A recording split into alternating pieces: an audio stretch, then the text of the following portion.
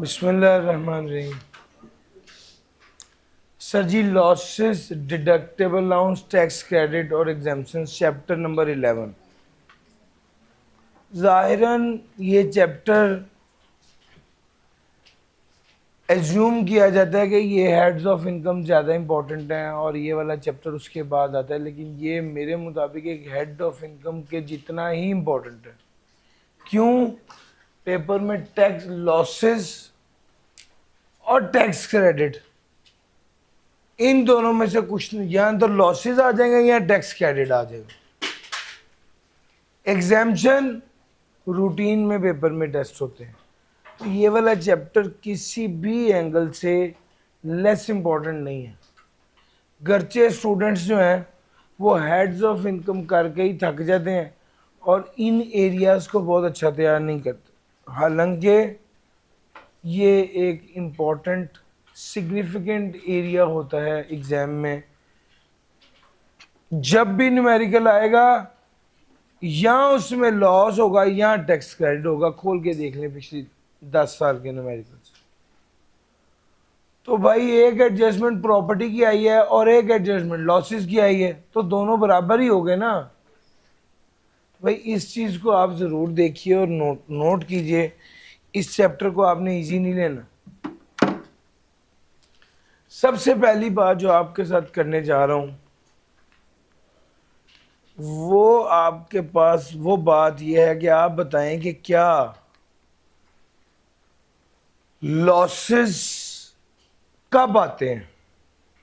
तो इसका जवाब है सर, जब इनकम कम हो, एक्सपेंस ज्यादा हो, लॉस आ जाता है। हम head of income head bye head देखते हैं कि लॉसेस का क्या सीन है, वन बाय वन। सबसे पहले आ गया FTR income. Sir FTR income में तो लॉस का कोई सीन है ही नहीं, एफटीआर इनकम को साइड पे कर दें। फिर उसके बाद आ गया सैलरी। जब डिडक्शन ही अलाउ नहीं है तो लॉस तो आएगा ही नहीं, जब लॉस आएगा नहीं तो कैरेट फॉरवर्ड भी नहीं। चलो ये भी गया। उसके बाद आ गया property. Sir income from property में खर्चे माइनस करने की इजाजत होती है, लॉस तो आएगा। क्या लॉस एडजस्ट होगा? वो कहता है इनकम फ्रॉम प्रॉपर्टी का लॉस हर इनकम के साथ एडजस्ट होगा सिवाय एफटीआर और सैलरी। और अगर एडजस्ट ना हो सके तो कैरेट फॉरवर्ड होगा? नो, कैरेट फॉरवर्ड नहीं। उसके बाद आ गया कैपिटल गेन। कैपिटल गेन में सबसे पहली आइटम है इमूवेबल प्रॉपर्टी। अब कल आपको कैपिटल गेन पढ़ाया है तो मैंने आपको ये सिखाया है, कैपिटल गेन होगा तो देखें कि कौन सा एसेट है। इमूवेबल प्रॉपर्टी है, सिक्योरिटी अदर है, पढ़ाया है ना। इमूवेबल प्रॉपर्टी में क्या लॉस आ सकता है? आ तो सकता है, लेकिन ये ना एडजस्ट होगा ना ही कैरेट फॉरवर्ड होगा। अच्छा जी, इमूवेबल प्रॉपर्टी के बाद आ गया आर्ट रिलेटेड आइटम। ना लॉस आएगा ना एडजस्ट होगा ना carried forward. Art related item में लॉस आ तो सकता है लेकिन ना एडजस्ट होगा ना ही कैरेट फॉरवर्ड।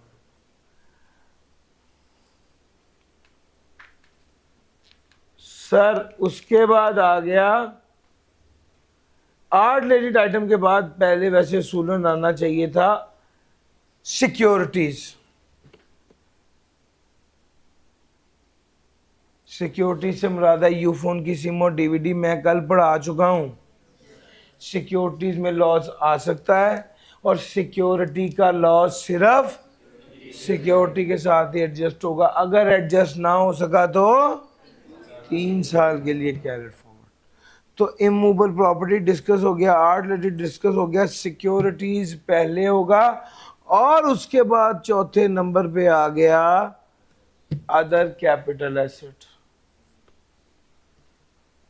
ये capital asset other capital asset है, यानी ये ना सिक्योरिटी है ना इमूवेबल प्रॉपर्टी है नॉट रिलेटेड आइटम। ये अदर कैपिटल एसेट में अगर लॉस आ गया तो वो कैपिटल गेन के साथ एडजस्ट होगा, और अगर एडजस्ट ना हो सका तो 6 साल के। अगर आपको वो सिर्फ कैपिटल गेन कहे तो खुद ही समझ लो कि ये अदर कैपिटल एसेट की बात कर रहा है। इसके अलावा जो चीज भी होगी वो आपको बताएगा कि ये सिक्योरिटी है या ये आर्ट रिलेटेड आइटम है या ये इमूवेबल प्रॉपर्टी है। और अगर सिर्फ कैपिटल एसेट कहे तो समझ जाओ कि ये अदर कैपिटल एसेट की बात कर रहा है। बिजनेस की बात करने लगा हूं। बिजनेस दो तरह के हैं, कौन कौन सा? स्पेकुलेशन और स्पेकुलेशन का लॉस स्पेकुलेशन के साथ ही एडजस्ट होगा। अगर ना एडजस्ट हो सका तो 6 साल के लिए कैरिड फॉरवर्ड। कल स्पेकुलेशन वाली वीडियो देख ली थी, यस और नो? जी शाबाश, आप सब ने देख लिया, इंशाल्लाह अच्छी तैयारी हो जाएगी। ठीक हो गया। बिजनेस की बात कर रहा हूं, एक स्पेकुलेशन और एक नॉन स्पेकुलेशन है। स्पेकुलेशन का लॉस स्पेकुलेशन के साथ एडजस्ट होगा, ना एडजस्ट हो सका तो 6 साल के लिए कैरिड फॉरवर्ड। जबकि नॉन स्पेकुलेशन का लॉस किसी भी हेड के साथ एडजस्ट हो सकता है। नॉन स्पेकुलेशन का लॉस किसी भी हेड के साथ एडजस्ट हो सकता है, और अगर एडजस्ट ना हो सके तो 6 साल के लिए कैरिड फॉरवर्ड। इसी के अंदर, इस लॉस के अंदर एक लॉस ड्यू टू डेप्रिसिएशन भी है, इनिशियल लॉस भी है। इसी नॉन स्पेकुलेशन के अंदर एक लॉस ड्यू टू डेप्रिसिएशन और इनिशियल लॉस भी है। लॉस ड्यू टू डेप्रिसिएशन और इनिशियल अलाउंस है, ये वाला लॉस अनलिमिटेड टाइम के लिए कैरिड फॉरवर्ड होता है। ये वाला लॉस कब तक के लिए कैरिड फॉरवर्ड होता है? अनलिमिटेड टाइम के लिए। 6 साल की लिमिट नहीं होती। इसको कहते हैं अनएब्जॉर्ब्ड डेप्रिसिएशन। अनएब्जॉर्ब्ड डेप्रिसिएशन या इनिशियल अलाउंस। अगर loss due to unabsorbed depreciation हो तो ये अनलिमिटेड टाइम के लिए कैरिड फॉरवर्ड होता है। सारे हेड्स कवर हो गए, अदर सोर्स रह गया। अदर सोर्स का लॉस आ सकता है, बिल्कुल आ सकता है। एडजस्ट होगा तो वो कहता है यस, अदर सोर्स का लॉस एडजस्ट हो जाएगा विद एनी अदर इनकम सिवाय सैलरी और एफटीआर। और अगर एडजस्ट ना हो सका तो नहीं होगा कैरिड फॉरवर्ड, नहीं होगा कैरिड फॉरवर्ड। ये सारी बातें जो मैंने आपके साथ की, कुछ नतीजे आपके साथ शेयर करना चाहता हूँ। सिवाय बिजनेस और कैपिटल गेन के किसी किस्म का लॉस कैरिड फॉरवर्ड नहीं होता। पहली बात, अगर गेन टैक्सेबल ना हो तो लॉस एडजस्टेबल नहीं होता। दूसरी बात, स्पेकुलेशन का लॉस स्पेकुलेशन के साथ ही, स्पेकुलेशन इनकम के साथ एडजस्ट होता है, और अगर एडजस्ट ना हो सके तो 6 साल के लिए कैरिड फॉरवर्ड। सिक्योरिटी का लॉस सिक्योरिटी के साथ ही एडजस्ट होता है, और अगर एडजस्ट ना हो सके तो 3 साल के लिए कैरिड फॉरवर्ड। और सर समझ आ रही है? कैपिटल लॉस भी सिर्फ कैपिटल गेन के साथ ही एडजस्ट होता है। ये सारी वो वाली बातें हैं जो आपके साथ मैं डिस्कस कर चुका हूं।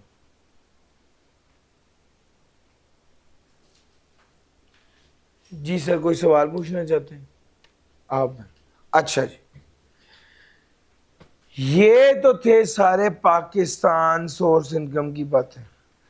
अच्छा, अगर फॉरेन में लॉस आ जाए, भाई याद रखना, फॉरेन का लॉस फॉरेन की इनकम के साथ ही एडजस्ट होता है। फॉरेन का लॉस पाकिस्तान सोर्स इनकम के साथ एडजस्ट नहीं होता, और सेम हेड के साथ एडजस्ट होता है।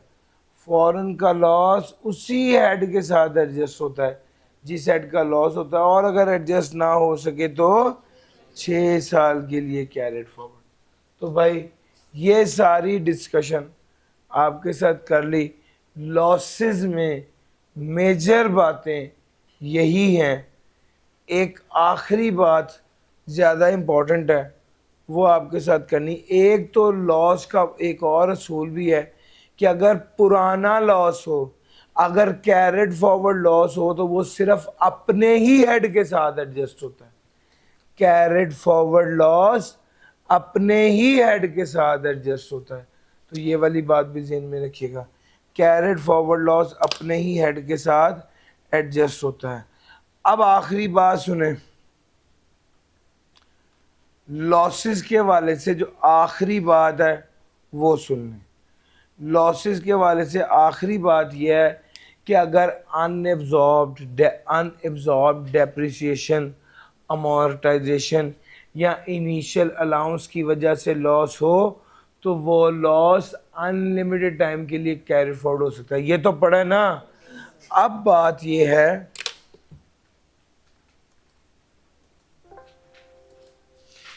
दो बार पास पेपर में सवाल आ चुका हुआ है, और ये वाला सवाल आना तो इसी तरह ही प्रैक्टिकली है, बट मैं चाहता हूँ कि मैं आपके साथ इसको डिटेल से शेयर कर दूँ।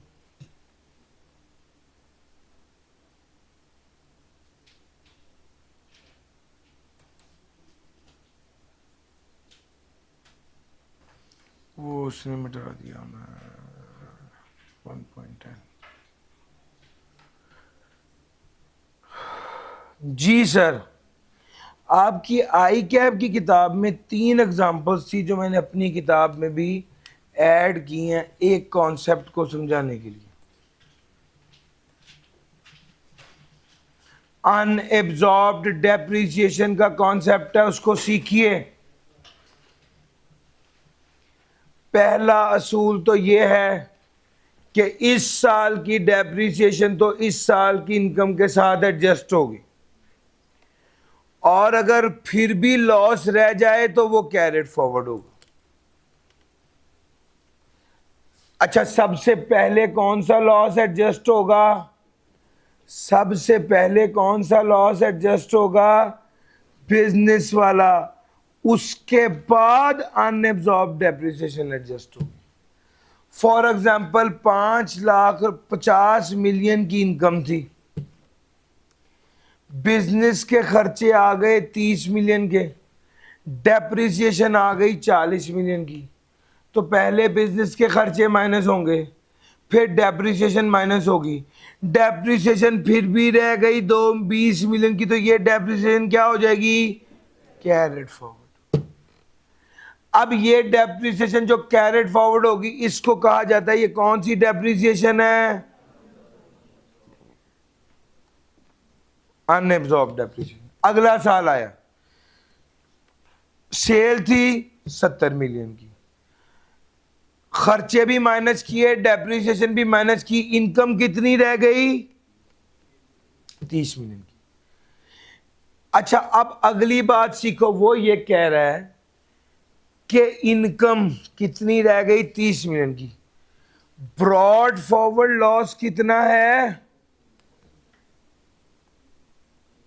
सर जी मेरी बात सुनो, अब यहां पर एक असूल याद रखना, इनकम फ्रॉम बिजनेस में से खर्चे माइनस कर दिए, इस साल की डेप्रिसिएशन भी माइनस कर दी, फिर जो फिगर आएगी उसमें से brought forward business loss minus करना, अगर होगा तो। अब इस सवाल में ब्रॉड फॉरवर्ड बिजनेस लॉस था ही नहीं, बल्कि सिर्फ कौन सा लॉस था? डेप्रिसिएशन का लॉस। पहले उसको माइनस करना है, जब उसको माइनस करके फिर उसके बाद वाली जो फिगर आएगी उस पर, उसके बाद वाली जो फिगर आएगी उस पर क्या रूल लगना है? रूल लगना है, अगर ये वाली फिगर 50 मिलियन से ऊपर की हो, तो सॉरी, अगर ये वाली फिगर 10 मिलियन, वैल्यू क्या है? 10 मिलियन, अगर ये वाली फिगर 10 मिलियन या उससे ज़्यादा की हो, तो वो कहता है उसका 50%, और अनएब्जॉर्ब डेप्रिसिएशन जो लोअर होगा वो लेस हो जाएगा। अब इस केस में मैं अगर इसको मिटाऊं और आपको ये बात क्लियर करूं, इस केस में मुझे आप बताइए कि बिजनेस इनकम कितनी थी? 30 मिलियन। 10 मिलियन या उससे ज्यादा है? यस। हमने क्या कहा है? ब्रॉड फॉरवर्ड लॉस या 50% of taxable income which ever is lower. इसमें से हमने लोअर ले लेना। लोअर क्या है? अनएब्जॉर्ब डेप्रिसिएशन थी 20 मिलियन की, 30 मिलियन का 50% था 15 मिलियन। लोअर कौन सा है सर? 15 मिलियन लेस हो जाएगा। बाकी ये आ गया टैक्सेबल इनकम।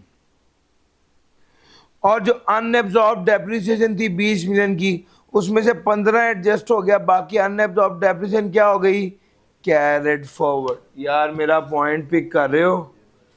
जो बात मैं समझाना चाह रहा हूँ, एक एग्जांपल थी आसान सेशन में, वो स्लाइड डिलीट हो गई है, तो मैंने सोचा कि आई क्या बाद एग्जांपल करा देता हूँ।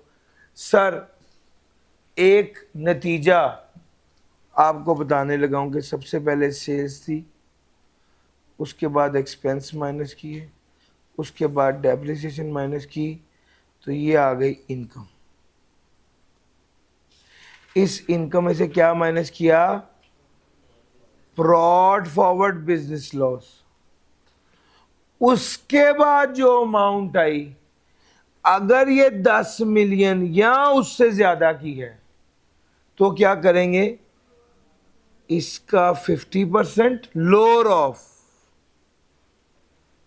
इसका 50% या अनएब्जॉर्ब्ड डेप्रिसिएशन, इसका 50% या अनएब्जॉर्ब डेप्रिसिएशन। इन दोनों में से जो लोअर होगा, इन दोनों में से जो लोअर होगा उसे क्या कर देंगे? माइनस कर देंगे। इन दोनों में से जो लोअर होगा उसको लेस कर देंगे, तो क्या आ जाएगा?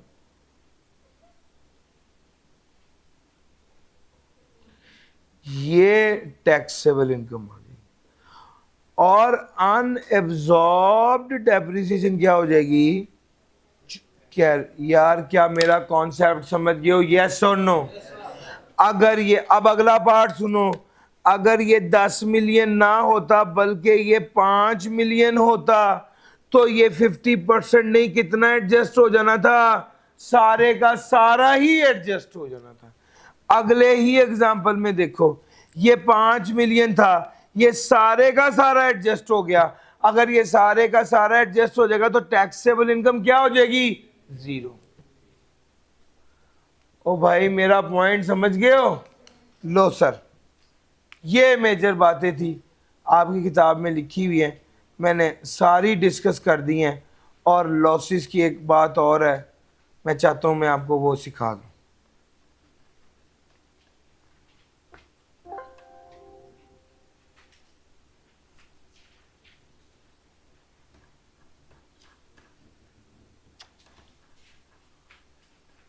यार वो किधर गया है? चाय वाली एग्जांपल किधर गई? चाय वाली स्लाइड। लो सर, एक स्लाइड यहां से डिलीट कर दी हूं।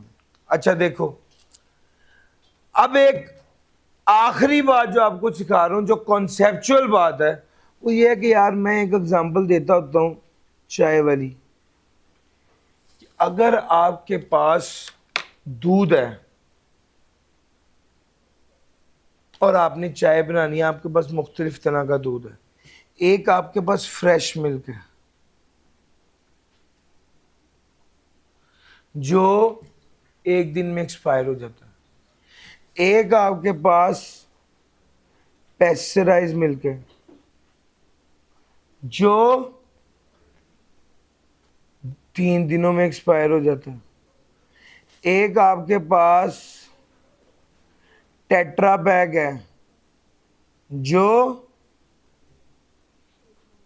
1 मंथ में एक्सपायर होता है। और एक आपके पास ड्राई मिल्क है जो अनलिमिटेड टाइम तक चलता रहता है। आपने चाय बनानी है, आपके पास ये चारों तरह के दूध है, कौन सा दूध पहले इस्तेमाल करेंगे?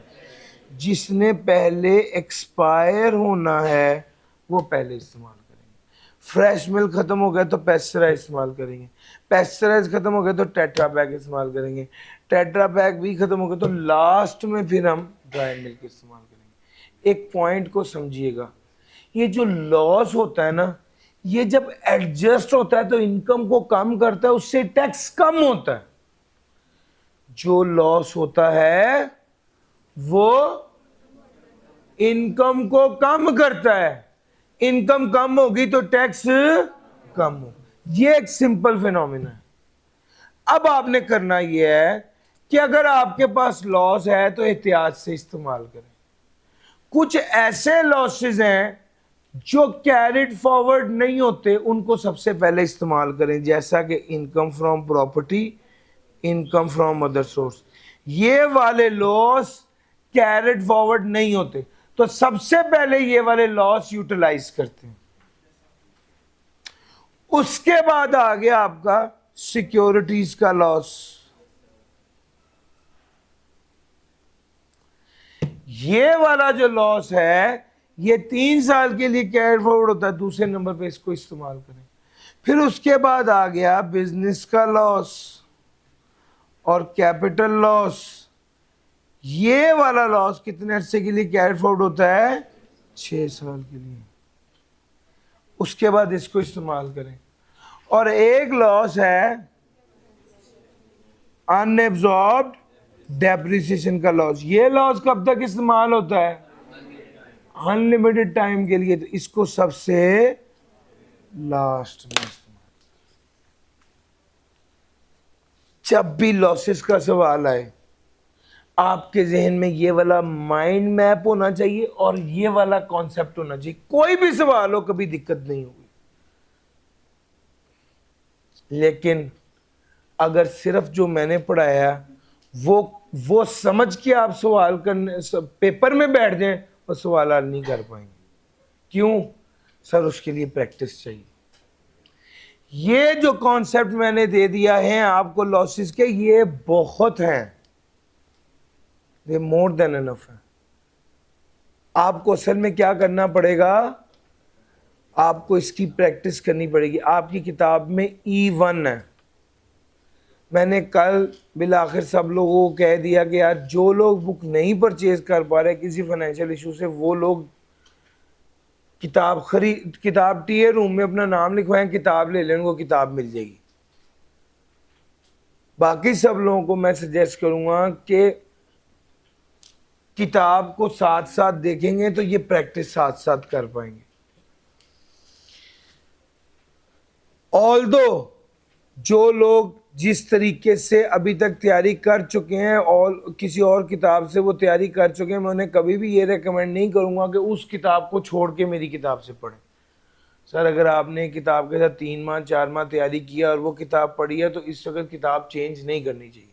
हाँ, ये सजेशन तो उस बच्चे के लिए है जिसने अभी पढ़ा ही नहीं। एक बच्चे ने लॉस पहली बार पढ़ना है तो वो आज तक जिस टीचर से भी क्लासेस लेता रहा, इससे क्या फर्क पड़ता है? क्योंकि वो टीचर तो कुछ नहीं कर पाया, क्योंकि आपने तो पढ़ा ही नहीं है। तो फिर आप आज ही पहली बार पढ़ने लगे और अब अगर आपको लगता है कि बेहतर समझ आ गया तो इस किताब से पढ़ लीजिए। हाँ, अगर आप इससे पहले पढ़ चुके हैं और आपको वो कॉन्सेप्ट समझ आ गया है तो इंशाल्लाह इससे कुछ रिफाइन हो जाएगा। बहरहाल, सेटिंग ऑफ लॉसेस की सारी बातें आपके साथ कर दी। E1 एक क्वेश्चन है वो नोट कर लीजिए। पास पेपर क्वेश्चन नंबर 8 है, ये नोट कर लीजिए। ये 2 सवाल आपने जरूर करने हैं। पास पेपर देखिएगा क्वेश्चन नंबर 8 ही है जो लॉस वाला है।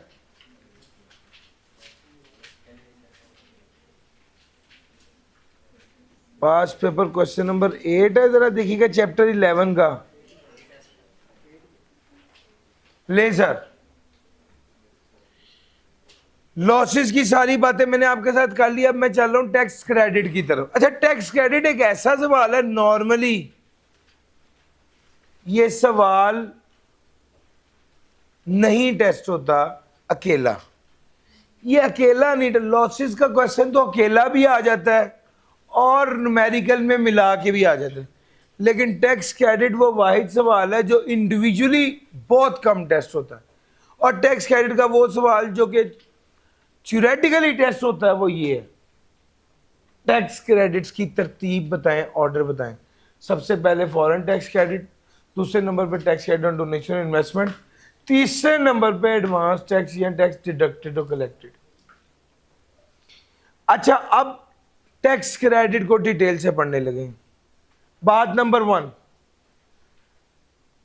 डोनेशन देने पर टैक्स क्रेडिट मिलता है। बात नंबर 2, जिसको डोनेशन दिया है वो कौन होना चाहिए? बोर्ड ऑफ एजुकेशन या नॉन प्रॉफिट ऑर्गेनाइजेशन या एजुकेशनल इंस्टीट्यूशन या entities organisation and fund mention in 13th।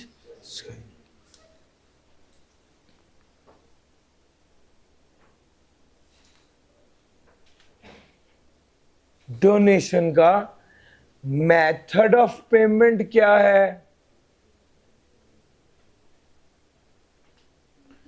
आपने डोनेशन पर टैक्स क्रेडिट मिलता है अगर इन इदारों को दी जाए। किस तरह दी जाए donation?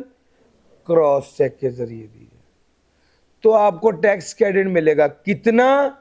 A over B into C. Now what is A? Tax liability. What is B? Taxable income. What is C? वो अमाउंट जिस पर टैक्स क्रेडिट मिलना है, वो अमाउंट जिस पर टैक्स क्रेडिट मिलना है, वो अमाउंट जिस पर टैक्स क्रेडिट मिलना है। सर एक चीज़ अपने ध्यान में रखिएगा, मैंने आप लोगों के साथ बड़ी डिटेल में वर्किंग भी शेयर की है हाई अर्नर सरचार्ज के हवाले से, वीडियोस बनाकर शेयर किए हैं, ग्रुप में वीडियोस भेजी हैं। हाई अर्नर सरचार्ज जो है वो टैक्स लाइबिलिटी जब जब कैलकुलेट करेंगे तो हाई अर्नर सरचार्ज भी शामिल करेंगे, और जब टैक्स क्रेडिट निकालेंगे तो हाई अर्नर सरचार्ज शामिल करके जो टैक्स क्रेडिट बनता है उसको ए लेंगे। क्या मतलब? सर एक बंदे की इनकम है 10 मिलियन, 11 मिलियन कर लेते हैं, मुझे बताइएगा 11 मिलियन की जिसकी इनकम है उसका टैक्स कितना बना? 11 मिलियन की अगर इनकम होगी तो उसका टैक्स कितना बना?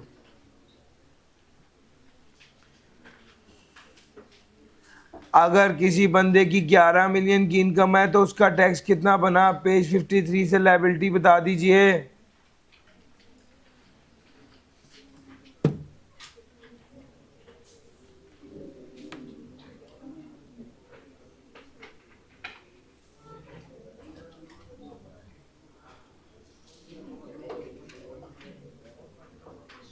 जी सर 4.04।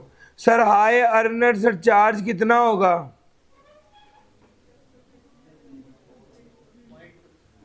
10%, 0.40। टोटल टैक्स कितना बना? 4.4408 बनेगा। बोलो यार, कमाल है यार। आप 4.444 बनेगा। सर जब आपने अब आपका टैक्स आ गया, हाई अर्नर सरचार्ज आ गया, अब अगला स्टेप क्या है? Tax credit on donation. अगर उस बंदे ने 10 लाख की डोनेशन दी है तो कैसे टैक्स क्रेडिट कैलकुलेट करेंगे?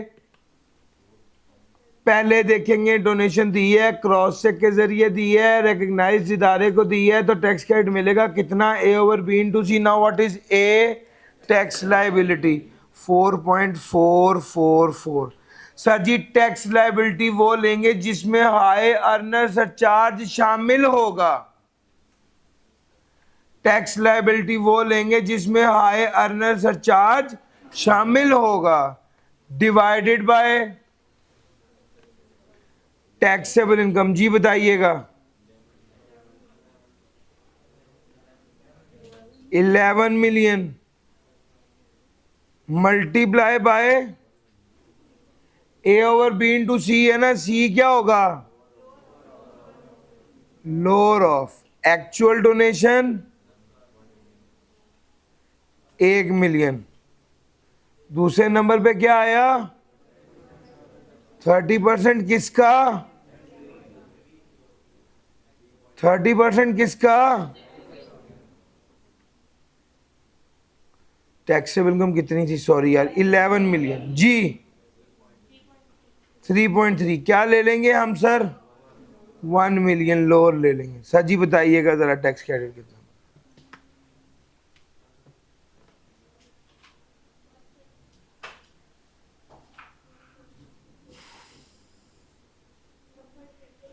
$1.3332।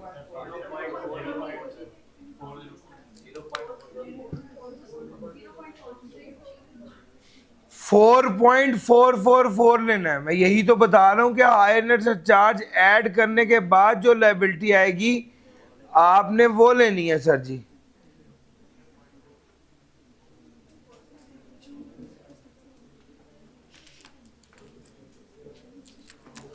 जी सर बताइएगा टैक्स क्रेडिट।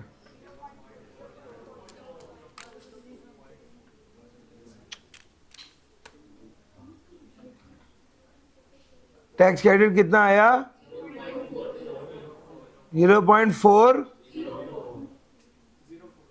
इतना ही बन रहा है सर जी, 0.404। आप भी यही कह रहे थे। जी सर ये टैक्स क्रेडिट लेस हो जाएगा तो टैक्स पेबल आ जाएगा। सर मैं तो आपको ये सिखाना चाह रहा था, हाई अर्नर सरचार्ज शामिल करने के बाद जो लायबिलिटी आएगी वो लायबिलिटी लेनी है for the purpose of calculating tax credit.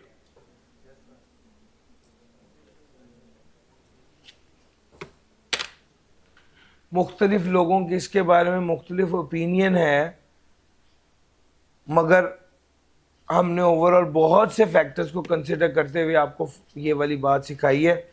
इसको पेपर में ऐसे ही करके आइएगा।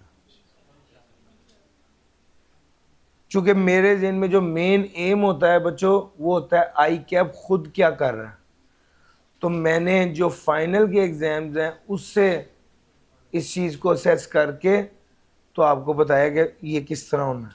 लो सर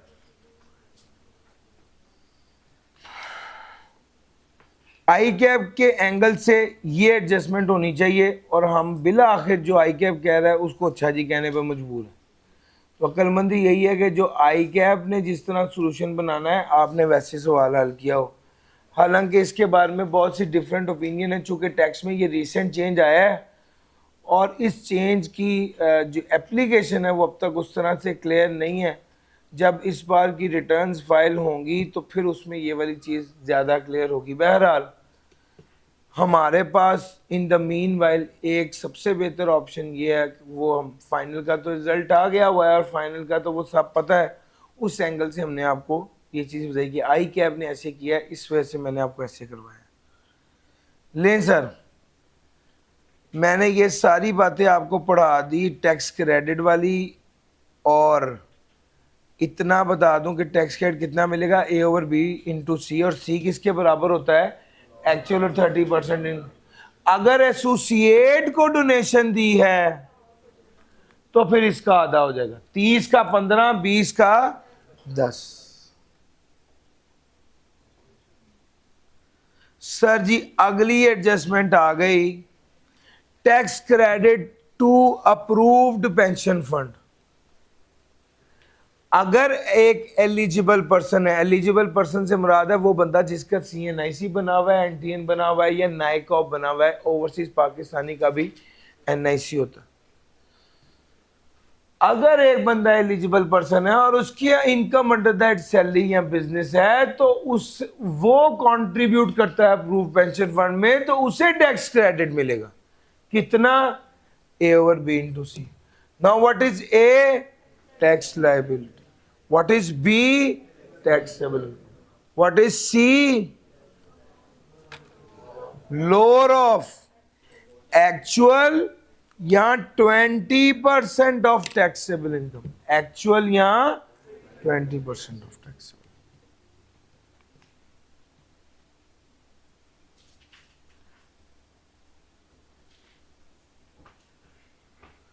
ले सर, आखिरी बात इस टैक्स क्रेडिट की आखिरी बात में वो कहता है भाईजान, अगर कोई बंदा एक पी फंड के बैलेंस एक पी फंड के अकाउंट से दूसरे पी फंड में ट्रांसफर करेगा तो इससे कंट्रीब्यूशन नहीं समझी जाएगी और इस पर टैक्स क्रेडिट नहीं मिलेगा। अगर एक पेंशन फंड से दूसरे पेंशन फंड में अमाउंट ट्रांसफर हुई तो इससे इस पर टैक्स क्रेडिट नहीं मिलेगा। टैक्स क्रेडिट सिर्फ तब मिलेगा जब आप एक्चुअल में पैसे ट्रांसफर करेंगे खुद, यानी अपने पैसों में से ट्रांसफर, फ्रेश ट्रांसफर होगी, ना कि एक अकाउंट से दूसरे अकाउंट में, एक पेंशन फंड के अकाउंट से दूसरे पेंशन फंड के अकाउंट में पैसे ट्रांसफर किए तो इसे ट्रांसफर नहीं समझा जाएगा और इस पर टैक्स क्रेडिट नहीं मिलेगा। ले sir, point of sale machine, जो पॉइंट ऑफ सेल मशीन लगाएगा, ये बात मैंने कल भी पढ़ाई थी, जो पॉइंट ऑफ सेल मशीन लगाएगा उसे 1.5 लाख पर मशीन या एक्चुअल जितने लगे विच एवर इज लोअर उसके बराबर टैक्स क्रेडिट मिलेगा। सिर्फ मशीन लगानी नहीं है बल्कि अपने सिस्टम को एफबीआर के साथ इंटीग्रेट भी करना है। हाँ जी, टैक्स क्रेडिट्स सर, 2 लोग हैं, अगर 4 शर्तें पूरी कर लें तो 100% टैक्स क्रेडिट मिल जाएगा। 2 लोग हैं, अगर 4 शर्तें पूरी कर लें तो 100% टैक्स क्रेडिट मिल जाएगा। क्या मतलब? Income of the following, sir ji 2 लोग कौन से हैं? एक वो जो Sindh person engaged in coal mining project in Sindh supplying coal exclusively to power generating project, a startup which is certified by Pakistan Software Export Board and the following 2 years. Sir ji, person engaged in coal mining project in Sindh supplying coal exclusively to power generation project. और दूसरा, a startup which is certified by the Pakistan Software Export Board and for the following 2 years.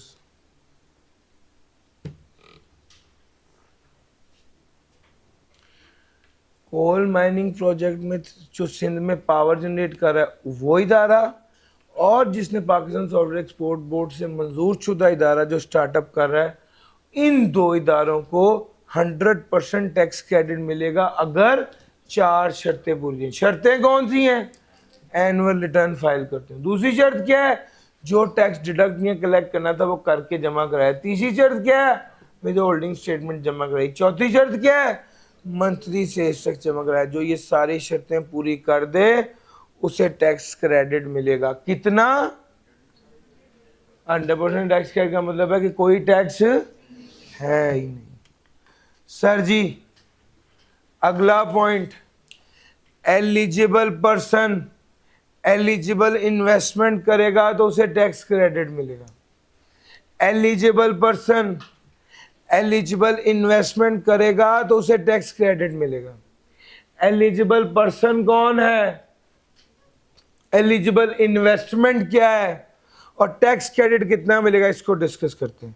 सबसे पहले eligible person की बात कर लेते हैं। Green field industrial undertaking, अगर मैन्युफैक्चरिंग और शिप बिल्डिंग कर रहा है तो ये एलिजिबल पर्सन है। अब अगला सवाल ये पैदा हुआ, ग्रीन फील्ड इंडस्ट्रियल अंडरटेकिंग क्या है? ग्रीन फील्ड इंडस्ट्रियल अंडरटेकिंग अगर मैन्युफैक्चरिंग या शिप बिल्डिंग करेंगी तो वो एलिजिबल पर्सन है। अब अगला सवाल पैदा होता है, ग्रीन फील्ड इंडस्ट्रियल अंडरटेकिंग क्या है? ऐसी अंडरटेकिंग जहां पर लैंड भी नहीं इस्तेमाल की गई, पहले इस्तेमाल नहीं की गई थी, बिल्डिंग भी नहीं इस्तेमाल की गई, पहले इस्तेमाल नहीं की थी, लैंड भी ऐसी इस्तेमाल की गई है उस प्रोजेक्ट के लिए जो पहले इस्तेमाल नहीं की गई थी।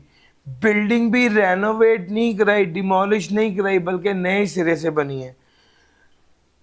कंपनी भी फ्रॉम द स्क्रैच बनी है। टेक्नोलॉजी भी ऐसी थी जो पाकिस्तान में नहीं थी, और approved by engineering development board.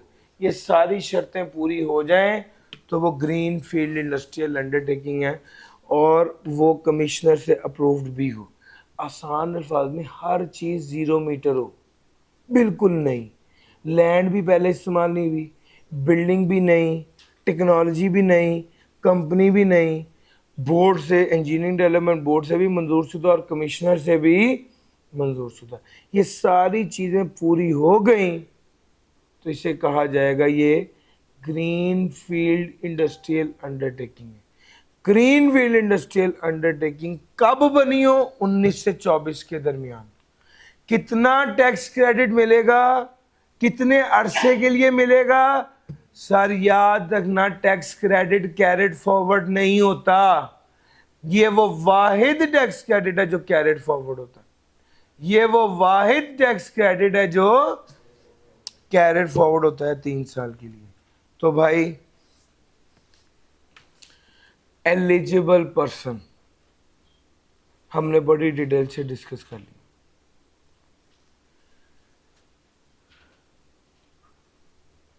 अगर एक ऐसी इंडस्ट्रियल अंडरटेकिंग है जो मैन्युफैक्चरिंग कर रही है, industrial undertaking engage in manufacturing of plant for the generation of renewable energy from sources like solar and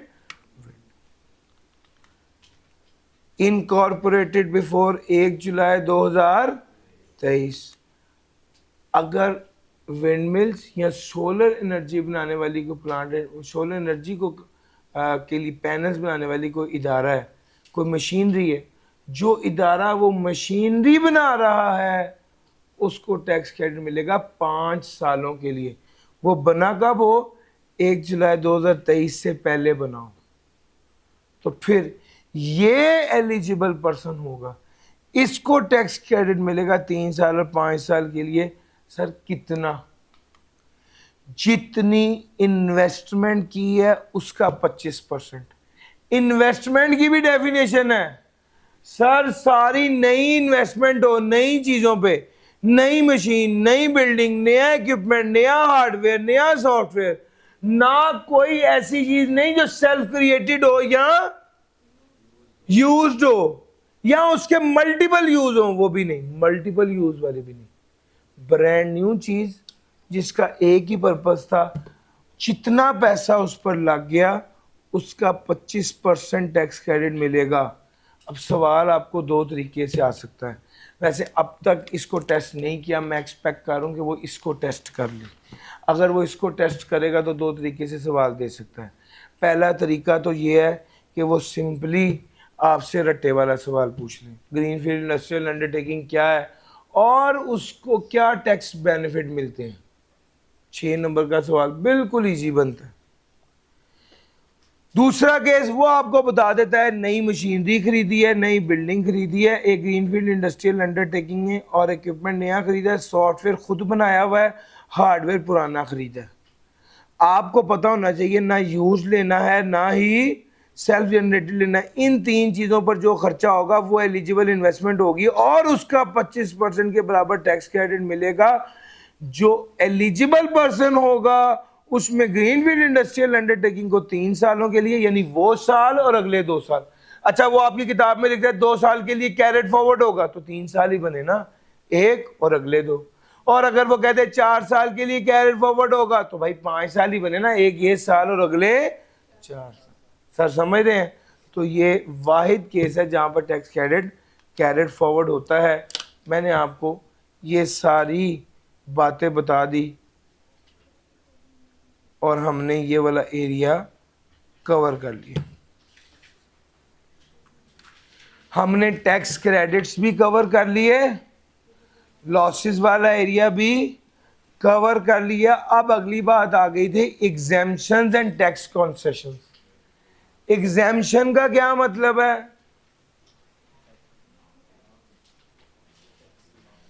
कब टैक्स माफ हो जाएगा? सर आपने बार बार पढ़ा है एग्रीकल्चर इनकम एग्जाम्प्ट है, एग्रीकल्चर इनकम एग्जाम्प्ट है, एग्रीकल्चर इनकम एग्जाम्प्ट है, इसका क्या सीन? तो भाई इसका जवाब है agricultural income means income. Agriculture income होती क्या है?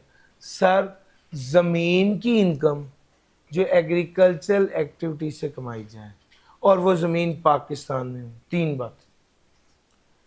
एक बंदा फसल उगाता है और पैसे कमाता है, एग्रीकल्चर इनकम है।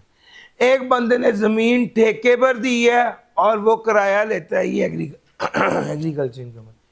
एक बंदे ने ज़मीन ठेके पर दी है और वो कहता है आधी फसल मेरी होगी, वो फसल बेचकर पैसे कमाता है, ये भी एग्रीकल्चर इनकम है। एक बंदा गंदम की कटाई करने के बाद थ्रेशर मशीन के अंदर दाने अलहदा और उसके खोशे अलहदा कर देता है, तो ये इस प्रोसेस के जरिए जो पैसे कमाए जाए वो भी एग्रीकल्चरल इनकम। और अगर एक बंदा जिसकी बिल्डिंग है इमीडिएट विसिनिटी में उस फसलों के बिल्कुल पास और वो बिल्डिंग इस्तेमाल होती है रहने के लिए, ड्वेलिंग के लिए या गोदाम के तौर पे, तो उस बिल्डिंग का जो किराया है वो भी क्या है? एग्रीकल्चर इनकम है और एग्जाम्प्ट।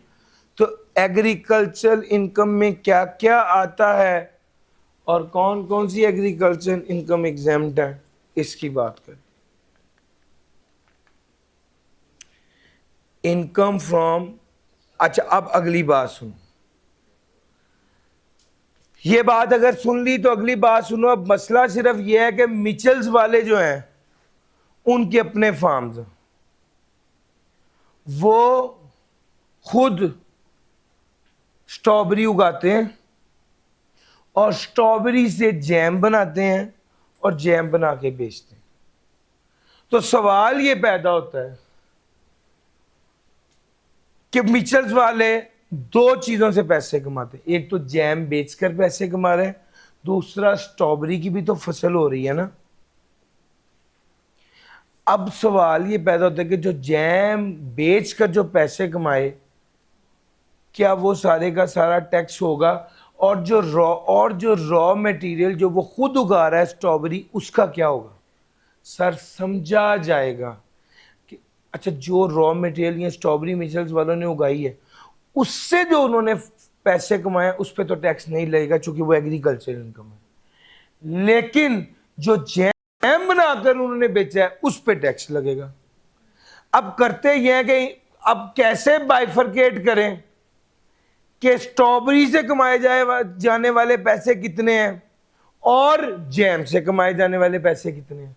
तो इसका आसान हल टैक्स वालों ने क्या किया कि आप स्ट्रॉबेरी की कॉस्ट ना लो बल्कि स्ट्रॉबेरी की फेयर मार्केट वैल्यू लो। आप स्ट्रॉबेरी की कॉस्ट ना लो बल्कि स्ट्रॉबेरी की फेयर मार्केट वैल्यू लो। इसका मतलब यह है कि आपने चाहे खुद ही स्ट्रॉबेरी उगाई है, लेकिन जब आप जैम से इनकम को कैलकुलेट करेंगे तो स्ट्रॉबेरी जैम में से स्ट्रॉबेरी की रॉ मटेरियल की फेयर मार्केट वैल्यू लेस करेंगे, कॉस्ट नहीं, फेयर मार्केट वैल्यू लेस करेंगे। और अब जब आपने फेयर मार्केट वैल्यू स्ट्रॉबेरी की लेस कर दी तो एक चीज ध्यान में रखना, अब स्ट्रॉबेरी से रिलेटेड कोई मजीद खर्चा नहीं करेंगे। स्ट्रॉबेरी के बाग में खाद डाली, स्ट्रॉबेरी के बाग में ट्यूबवेल से पानी डाला, स्ट्रॉबेरी के बाग में काम करने वाले जो लोग थे उनको तनख्वाहें दी, ये खर्चे माइनस नहीं करेंगे। क्यों? आपने स्ट्रॉबेरी की फेयर मार्केट वैल्यू माइनस कर तो दिया। हाँ, स्ट्रॉबेरी के अलावा पैकिंग चार्जेस, सेलिंग चार्जेस, ये सारे खर्चे तो माइनस होंगे, लेकिन स्ट्रॉबेरी से रिलेटेड और कोई खर्चा माइनस नहीं होगा। सर क्या आप ये बात समझ गए? यस और no? Agriculture produce as raw material,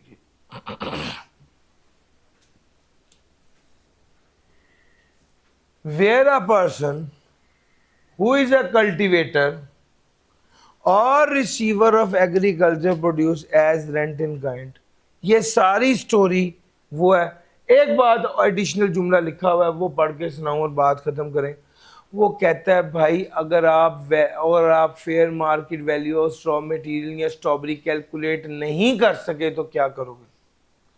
फिर वो कहता है फिर आप कॉस्ट ही ले लो। वो कॉस्ट किसके बराबर होगी? जो ठेके के पैसे दिए वो, और जो कल्टीवेशन के एक्सपेंसेस किए वो माइनस कर देंगे। ले सर, एग्रीकल्चर इनकम से रिलेटेड सारी बात हो गई। अब आ गया diplomatic and United nation. Sir UN में जॉब करने वाले की सैलरी पे टैक्स नहीं लगता, और सैलरी पे अगर टैक्स नहीं लगा तो पेंशन पे भी टैक्स नहीं लगता। एक सवाल आपसे पूछना, जरा ध्यान से बात सुनिएगा। लाहौर में मौजूद ईरानी एम्बेसी के अंदर ईरानी कॉन्सुलेट जो मौजूद है, क्या उसकी सैलरी पे टैक्स लगेगा? तो इसका जवाब यह है कि अगर ईरान में मौजूद पाकिस्तानी एम्बेसी में पाकिस्तानी कॉन्सुलेट पर ईरानी टैक्स माफ कर देंगे तो हम उनके बंदे पे टैक्स माफ कर देंगे। दिस इज फॉरेन गवर्नमेंट की बात है। उनका फेडरल गवर्नमेंट का एम्प्लॉय पाकिस्तान में आएगा और उसकी सैलरी पे टैक्स नहीं लगेगा। अगर हमारी गवर्नमेंट का एम्प्लॉय वहां पर गया और उनकी फेडरल गवर्नमेंट ने टैक्स नहीं लगाया। सर जी यूएस एड वालों ने क्या किया? यूएस एड वालों ने दी डोनेशन, किसके लिए? पोलियो से बचाव के लिए। इस डोनेशन को लीड करने के लिए एक यूएस का डॉक्टर भी आया। यूएस के डॉक्टर ने जो सैलरी वसूल की वो इसी डोनेशन में से दी गई। क्या इसकी सैलरी पे टैक्स लगेगा?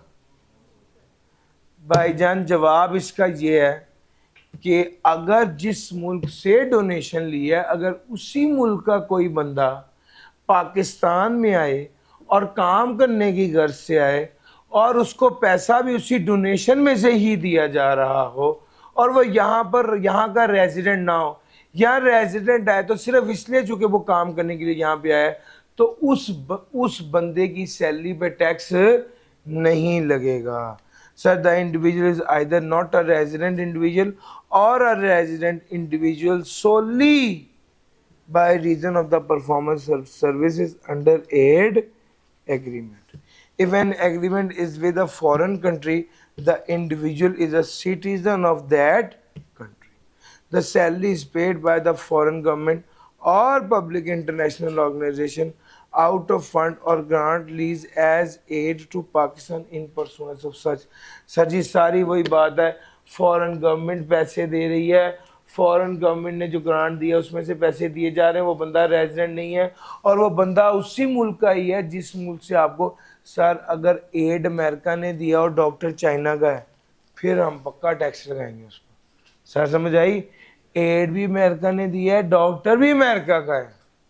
यार मेरा पॉइंट पिक कर रहे हैं तो उस पर ये वाला रूल लगे।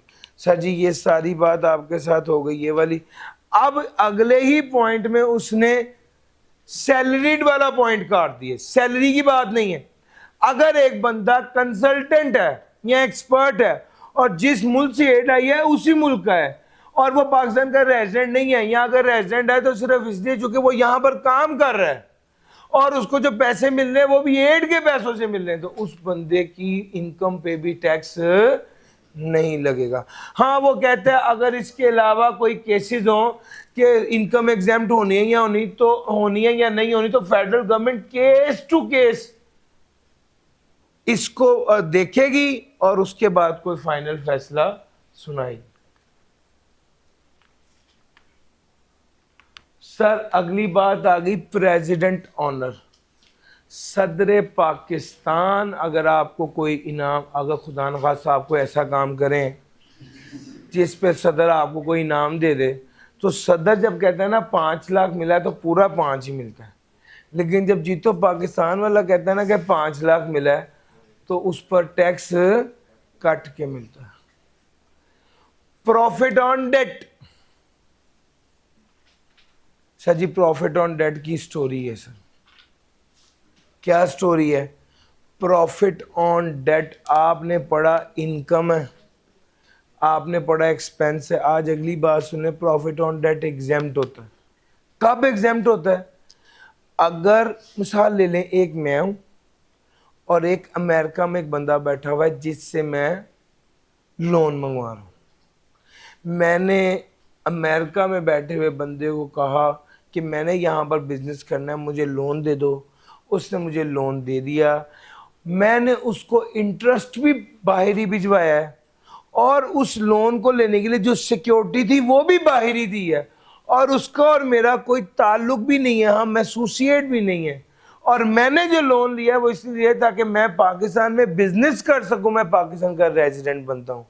तो एक रेजिडेंट बंदा जबकि फॉरेन नॉन रेजिडेंट से लोन ले और वो लोन लेकर पाकिस्तान में बिजनेस करे और उसके against profit on debt Pakistan से बाहर भिजवाए, और वो सिक्योरिटी जो लोन लेने के लिए जो सिक्योरिटी दे वो भी पाकिस्तान से बाहर दे, और जो सिक्योरिटी है वो एफबीआर से अप्रूव्ड भी हो, अगर ये सारी शर्तें पूरी हो जाए तो नॉन रेजिडेंट जो प्रॉफिट ऑन डेट लेगा वो क्या होगा?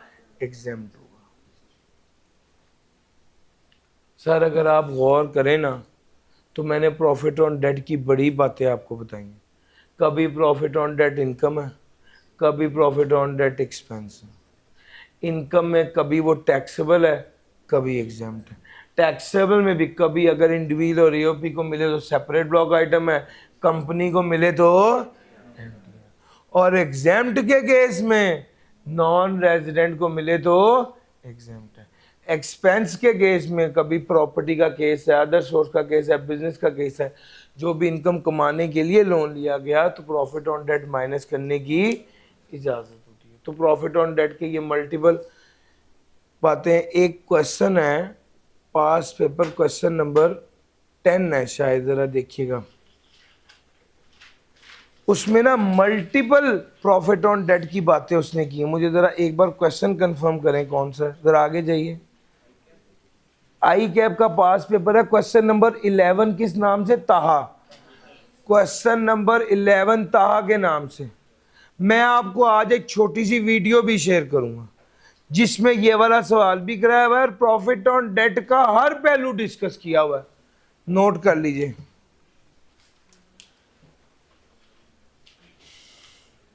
सर जी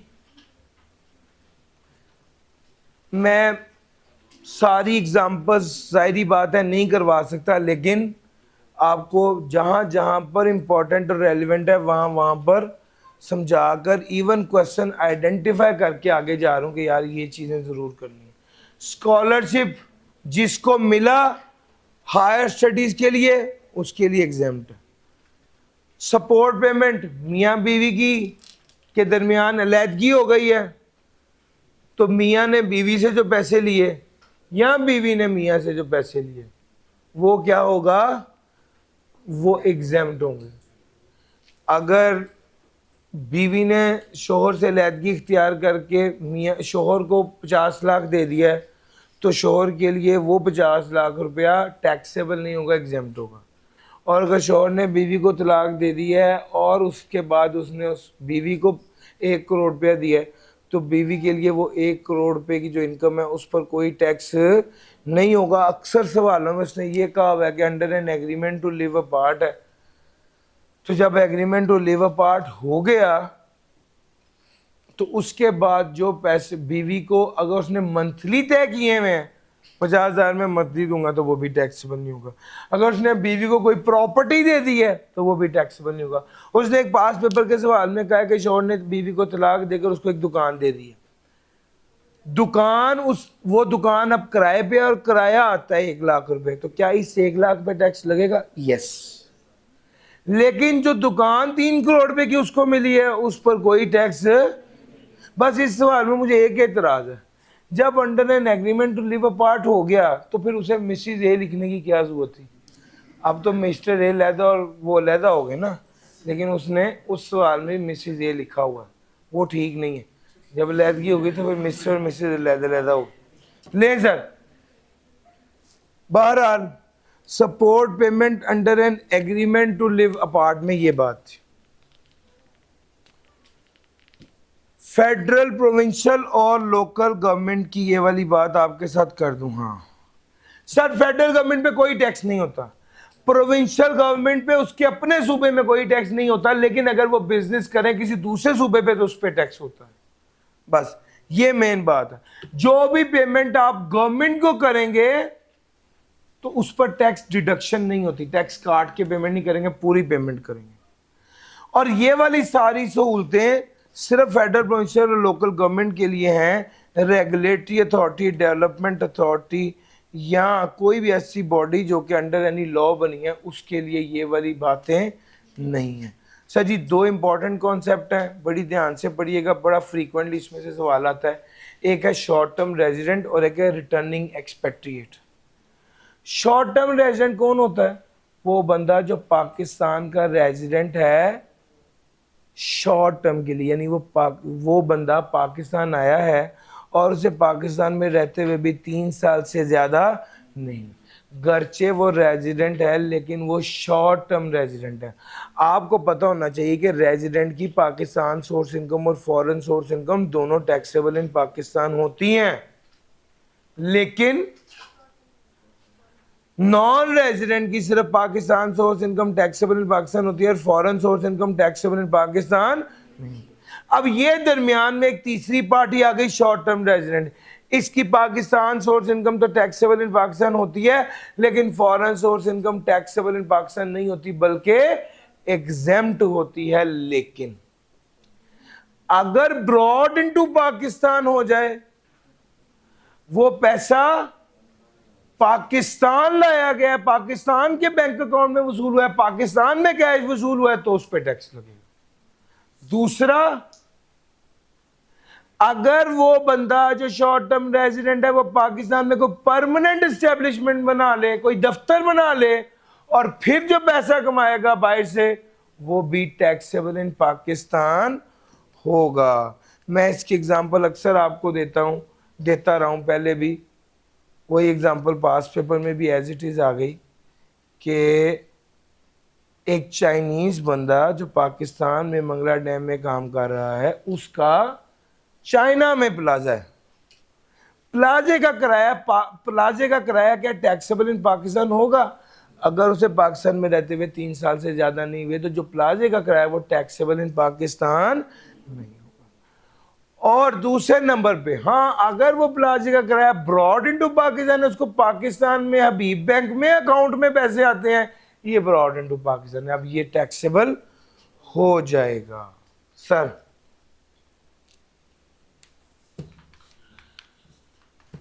लो सर, अगली बात सुन ले, returning x short term resident वाली स्टोरी सारी कवर होगी। रिटर्निंग एक्सपेट्रिएट, रिटर्निंग एक्सपेट्रिएट कौन होता है? हर वो बंदा जो 4 साल मुसलसल नॉन रेजिडेंट रहा है, कम से कम 4 साल, ज्यादा भी हो सकता है, लेकिन कम से कम 4 साल क्या रहा है? नॉन रेजिडेंट रहा है और उसके बाद रेजिडेंट हुआ है। 2019, 2020, 2021, 2022 ये नॉन रेजिडेंट रहा है, 2023 में ये रेजिडेंट हो गया है। तो 4 साल मुसलसल नॉन रेजिडेंट होने के बाद जब कोई बंदा रेजिडेंट होता है तो जिस साल वो रेजिडेंट हुआ वो साल और उससे अगले साल उसकी फॉरेन सोर्स इनकम क्या होती है? Foreign source income of returning expatriate.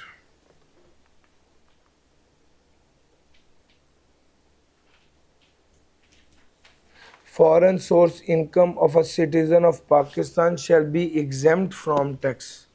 Sir ये रिटर्निंग एक्सपेट्रिएट वाली बात आपको बता दी।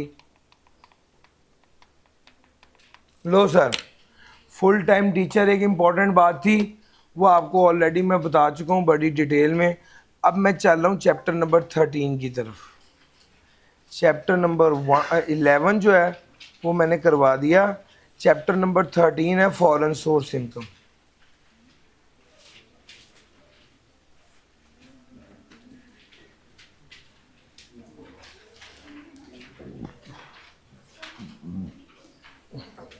सर जी, फॉरेन सोर्स इनकम क्या है? जिस तरह पाकिस्तान सोर्स इनकम होती है इस तरह फॉरेन सोर्स इनकम होती है। जिस तरह पाकिस्तान के हेड ऑफ इनकम होते हैं इस तरह फॉरेन के भी हेड ऑफ इनकम होते हैं। जिस तरह पाकिस्तान सोर्स इनकम होती है इस तरह ही फॉरेन सोर्स इनकम भी होती है। जिस तरह पाकिस्तान के हेड्स होते हैं, हेड ऑफ इनकम होते हैं, इस तरह फॉरेन के भी हेड्स ऑफ इनकम होते हैं। जिस तरह पाकिस्तान की इनकम में से एक्सपेंस माइनस होते हैं इस तरह फॉरेन की इनकम में से भी एक्सपेंस माइनस, पाकिस्तान की इनकम से एक्सपेंस माइनस होते हैं, इसी तरह फॉरेन की इनकम में से भी एक्सपेंस माइनस होते हैं। और जिस तरह पाकिस्तान की इनकम के खर्चे और फॉरेन की पाकिस्तान सोर्स इनकम को अलहदा रखें, फॉरेन सोर्स इनकम को अलहदा रखें।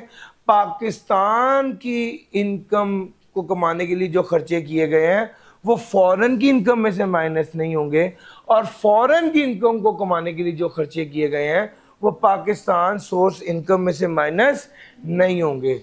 सर जी बिल्कुल ऐसे ही जैसे कल आपने वीडियो में देखा है कि स्पेकुलेशन और नॉन स्पेकुलेशन देखा ना सर, शाबाश, बिल्कुल वैसे ही स्पेकुलेशन के खर्चे नॉन स्पेकुलेशन में से लेस नहीं होने और नॉन स्पेकुलेशन के खर्चे स्पेकुलेशन में से लेस नहीं होने। अगर कोई खर्चा मुश्तरका होगा तो उसे क्या कर देंगे, अपोर्शन कर देंगे, उसे तकसीम कर देंगे, अपोर्शन कर देंगे। ये sir principle of taxation of foreign source income है और उसमें ये सारी बातें आपको बता दी। फॉरेन सोर्स इनकम के लिए असूल भी वही है जो पाकिस्तान सोर्स इनकम के, यानी फॉरेन सोर्स इनकम अगर इनकम फ्रॉम प्रॉपर्टी है तो 20% रिपेयर उसी तरह ही माइनस होना है जिस तरह पाकिस्तान में माइनस होना है, और फॉरेन सोर्स इनकम की बिजनेस के असूल भी बिल्कुल सेम वही है जो पाकिस्तान सोर्स इनकम के असूल हैं। सर फॉरेन सोर्स इनकम, अब एक सवाल आपसे पूछता हूँ कि सर एक बंदा है वो पाकिस्तान में रहता है, इंग्लैंड में उसका बिजनेस है, 1 लाख रुपया कमाता है वो इंग्लैंड में। पहले वो इंग्लैंड में टैक्स देता है उसका 40,000 रुपया, फिर वो पैसा पाकिस्तान आ जाता है, पाकिस्तान वाले कहते हैं कि इस पे टैक्स दो, तो वो फिर 30,000 टैक्स देता है, तो ये तो 2 बार टैक्स ना लग गया। फॉरेन सोर्स इनकम में एक बार फॉरेन कंट्री में टैक्स लगा, एक बार पाकिस्तान में टैक्स लगा। अगर एक बंदा रेजिडेंट है तो वो फॉरेन सोर्स इनकम में बाहर भी टैक्स देगा और पाकिस्तान में भी टैक्स देगा। यस, 2 बार टैक्स लगेगा, 2 बार टैक्स लगेगा।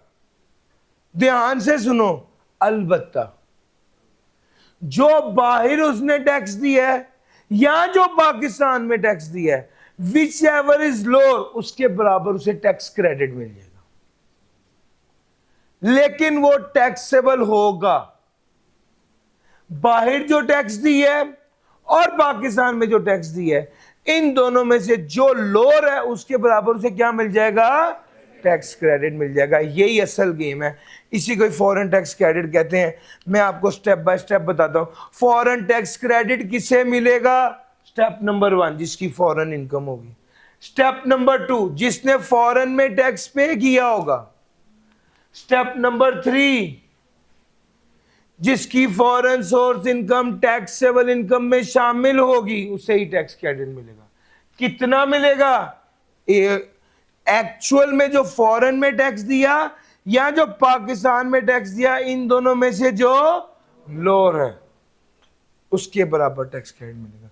जो फॉरेन में टैक्स दिया या जो पाकिस्तान में टैक्स दिया, इनमें से जो लोअर है उसके बराबर टैक्स क्रेडिट मिलेगा। Now what is A over B into C है जो पाकिस्तान में टैक्स दिया। What is A, tax liability. What is B, taxable income. What is C, foreign source income का वो हिस्सा जो टैक्सेबल इनकम में शामिल है। अगला सवाल ये पैदा होता है कि सर ये जो ए है इसमें क्या हाई अर्नर सरचार्ज भी शामिल होगा। द आंसर इज यस, इस ए में tax liability plus high earner surcharge भी शामिल होगा।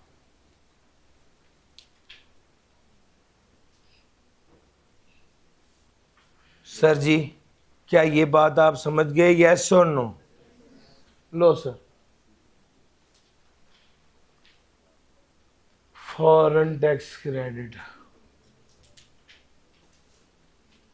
मैंने फॉरेन टैक्स क्रेडिट की सारी बातें आपके साथ कर ली। फॉरेन लॉस, बिल्कुल सिंपल है फॉरेन लॉस।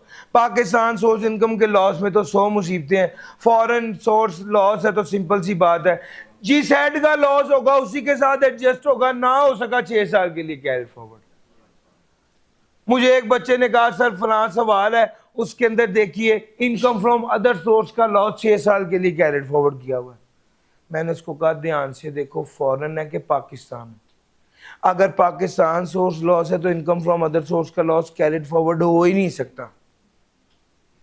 तो फिर उसने कहा कि नहीं सर फॉरेन लॉस। तो मैंने कहा अल्लाह ताला आपको खुश रखे।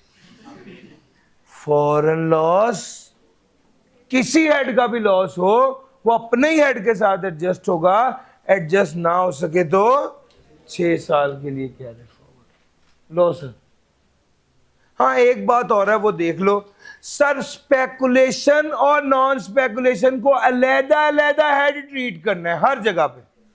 फॉरेन सोर्स इनकम के केस में, फॉरेन सोर्स इनकम के केस में स्पेकुलेशन को और नॉन स्पेकुलेशन को अलहदा अलहदा हेड के तौर पे ट्रीट करना है। अगर आपकी एक से ज्यादा हेड ऑफ इनकम है फॉरेन में, तो हर इनकम का टैक्स क्रेडिट अलहदा अलहदा निकालना है।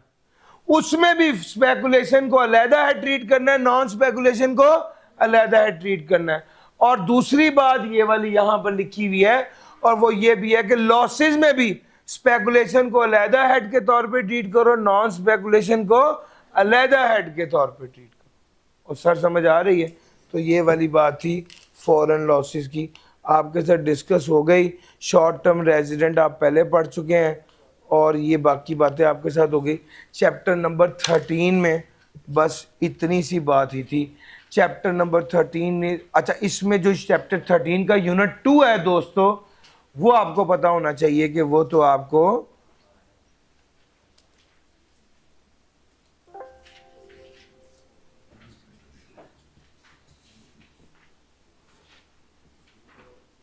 हाँ जी, जो जिसका यूनिट नंबर 2 है चैप्टर 13 का, वो असल में शॉर्ट टर्म रेजिडेंट और रिटर्निंग एक्सपेट्रिएट वाला पार्ट है। और उसका जो पार्ट सैलरी वाला है वो फॉरेन सोर्स सैलरी है। सैलरी वाला पार्ट मैंने सैलरी में करवा दिया हुआ है, और रिटर्निंग एक्सपेट्रिएट और शॉर्ट टर्म रेजिडेंट वाला पार्ट मैंने आपको अभी करवा दिया है। Sir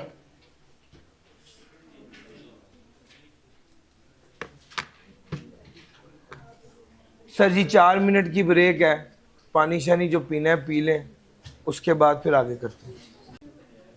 sir ji taxation of individual and AOP chapter number 12 है जी। सर सबसे पहले अगर कोई बंदा फौत हो जाए तो उसकी इनकम पे टैक्स लगेगा? तो इसका जवाब है उसकी इनकम पे ऐसे ही टैक्स लेगा जैसे वो बंदा फौत हुआ ही नहीं। सर कौन टैक्स जमा कराएगा? Legal representative. Legal representative responsible होगा। सर अगर उस बंदे के खिलाफ कोई कार्रवाई शुरू करने लगे थे और वो बंदा मर गया, तो वो कार्रवाई उसके लीगल रिप्रेजेंटेटिव के खिलाफ शुरू कर दी जाएगी। और अगर उस बंदे के खिलाफ कोई कार्रवाई चल रही थी और वो बंदा मर गया, तो वो कार्रवाई उसके लीगल रिप्रेजेंटेटिव के खिलाफ कंटिन्यू की जा सकती है। समझ गए? अच्छा जी, अब आखिरी बात यह है कि अगर एक बंदे की कुल जायदाद थी 1 करोड़ और उसका टैक्स लायबिलिटी थी 1.5 करोड़, तो क्या लीगल रिप्रेजेंटेटिव 1 करोड़ तक के लिए लायबल होगा या 1.5 करोड़ तक के लिए लायबल होगा? Up to the extent of the state, जितनी जायदाद थी उस हद तक लायबल होगा, उससे ज्यादा के लिए लायबल नहीं। डिसीज्ड इंडिविजुअल में ये सारी बात। ऑथर, अगर एक बंदा 24 माह से ज्यादा लगाकर कोई आर्ट रिलेटेड काम करता है, कोई लिटरेरी काम करता है और बाद में उसको लमसम बेच देता है, तो जो पैसे उसको मिलेंगे उसके पास ऑप्शन है, चाहे तो वो फौरी तौर पे सारे टैक्स कर ले या वो 3 सालों में इक्वली टैक्स कराए। एक बंदा है उसने 3 साल लगा के किताब लिखी जो उसने 6 लाख की बेची, तो क्या 6 लाख पूरे का पूरा जो है वो टैक्सेबल हो जाएगा? द आंसर इज यस, पूरा भी हो सकता है। दूसरी भी कोई ऑप्शन है जी, इसको डिवाइडेड बाय 3 कलर 3 सालों में इक्वली टैक्स हो जाए। सर जी माइनर चाइल्ड वो बच्चा जिसका अभी शनाख्ती कार्ड नहीं बना, जिसकी उम्र 18 साल से कम है, अगर वो कोई पैसे कमा रहा हो तो उसकी इनकम पे टैक्स लगेगा? बिल्कुल लगेगा। किस तरह? माँ या बाप जिसकी इनकम ज्यादा होगी, इस माइनर चाइल्ड की इनकम उस माँ या बाप की इनकम में शामिल होके टैक्सेबल हो जाएगी। सर अगली बात आ गई एओपी की। एओपी क्या है? Association of person. सर जी इसकी बुनियादी बात तो ये कि एओपी की जब भी बात आए तो आपके जहन में पार्टनरशिप आनी चाहिए। एओपी की जब भी बात आए तो आपके जहन में पार्टनरशिप आनी चाहिए। याद रखिएगा एओपी एक सेपरेट एंटिटी है। एक समझाने के लिए एक बात करूं, एक मिस्टर ए है, एक मिस्टर बी है, उन लोगों ने मिलके एक पार्टनरशिप करके एक इदारा बना लिया है ए बी के नाम से। अब बेसिकली 3 लोग हो गए, एक ए, एक बी और एक ए बी। ये जो ए बी एक इदारा है ये एक सेपरेट एंटिटी है। इस एंटिटी ने अपने तौर पे सेपरेटली टैक्स देना है। यार मेरा पॉइंट समझ आ रहा है? ये एक सेपरेट एंटिटी है और इन लोगों ने, इस एबी ने सेपरेटली टैक्स देना है एंड इज लायबल टू पे tax separately. Sir an AOP is treated as tax resident for a tax year if the control and management of its affair is situated wholly or partly in Pakistan at any time during the tax year. Sir ji AOP को treat किया जाएगा separately अगर वो control and management of its affair को situated wholly or partly इन पाकिस्तान। ये बात आपने resident में परसों पढ़ी है। कंट्रोल एंड मैनेजमेंट होली या पार्टली इन पाकिस्तान हो तो वो रेजिडेंट एओपी होगी सर। और रेजिडेंट एओपी की world wide income taxable in Pakistan होती है, जबकि नॉन रेजिडेंट एओपी की सिर्फ Pakistan source income taxable in Pakistan होती है। सर अब अगला जो कॉन्सेप्ट है ना वो इंपॉर्टेंट है और वो ये है कि सर एओपी का शेयर, अगर अली इमरान पार्टनर है एक फर्म में और उस फर्म का हिस्सा, उस फर्म का शेयर अली इमरान को मिलता है तो क्या वो शेयर टैक्सेबल होगा? द आंसर इज फर्म अपनी इनकम पे टैक्स देने के बाद अपने पार्टनर्स को उनका शेयर देती है। इस वजह से जो हिस्सा पार्टनर को मिलता है share of AOP is exempt and is not taxable. Share of AOP क्या होता है? एग्जेम्प्ट होता है, अलबत्ता रेट पर्पसेस के लिए वो इनकम में शामिल होता है। शेयर ऑफ एओपी एग्जेम्प्ट है लेकिन रेट पर्पसेस के लिए इनकम में शामिल होता है। शेयर ऑफ एओपी एग्जेम्प्ट है लेकिन रेट पर्पसेस के लिए इनकम में शामिल होता है। 1 मिनट पॉज कीजिएगा। सर जी देखिएगा जरा,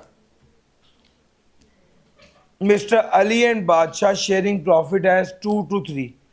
एक एओपी है, प्रॉफिट शेयरिंग रेशियो कितना है? 2:3। टैक्सेबल इनकम कितनी है? 12 लाख। अली और बादशाह पार्टनर्स हैं, एक इदारा है उसमें पार्टनर्स हैं। अली का शेयर 2/5 है, बादशाह का शेयर 3/5। अब वो कहते हैं कैलकुलेट करें tax liability of Ali and Badshah. Tax liability of Ali and Badshah calculate करें। जी सर